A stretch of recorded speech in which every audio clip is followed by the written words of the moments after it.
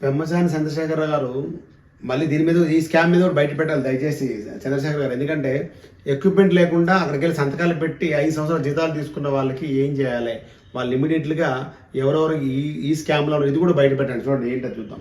16 radiotherapy యూనిట్లు 30 కోట్ల రూపాయలు ఇస్తా ఉన్నారు. మా రాష్ట్రానికి 3 కావాలని అడిగా, ఒకటి గుంటూరు, రెండోది కడప.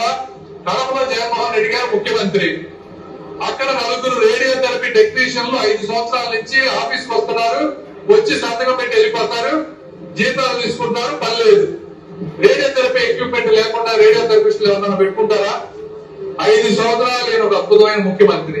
ఇంకొక విషయం చెప్తా, ఇది అంతకు ముందే ప్రభుత్వంలో సిమెన్స్ కంపెనీ వాళ్ళు, ఓఎన్జీసీ వాళ్ళు ఇదే ప్రోగ్రాం చేయాలనుకుంటే మా ఆరోగ్య శాఖ మంత్రి గారు 2% కమిషన్ అడిగారంట.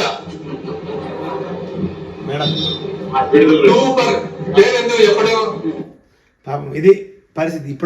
అప్పుడు ఆరోగ్య శాఖ మంత్రి గారు విడుదల రజనీ గారు 2% కమిషన్ అడిగారంట. ఇది పరిస్థితి. ఈ స్కామ్ కూడా బయటకు రావాలి ఇప్పుడు.